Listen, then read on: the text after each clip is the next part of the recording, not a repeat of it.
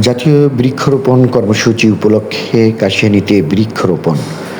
চলো করি বৃক্ষরোপণ, গড়ে তুলি সবুজ ভুবন। এই প্রতিপাদ্যকে ধারণ করে জাতীয় বৃক্ষরোপণ কর্মসূচি 2026 উপলক্ষে গোপালগঞ্জ কাশিয়ানীর বিভিন্ন স্থানে বৃক্ষরোপণ করা হয়েছে।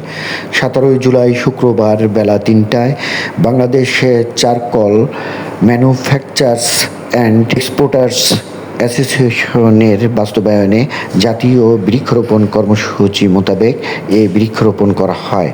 এ সময় কাশিয়ানী উপজেলা প্রেস ক্লাবের সভাপতি, উপজেলা বিএনপির তথ্য ও গবেষণা বিষয়ক সম্পাদক সাংবাদিক শহীদুল আলম মুন্না, উপজেলা প্রেস ক্লাবের সহ-সভাপতি, ইত্তেফাক পত্রিকার সংবাদদাতা মোহাম্মদ আহাদুল হাসান, সাংবাদিক শামীমুল হক সহ ওই অ্যাসোসিয়েশনের সদস্যগণ উপস্থিত ছিলেন।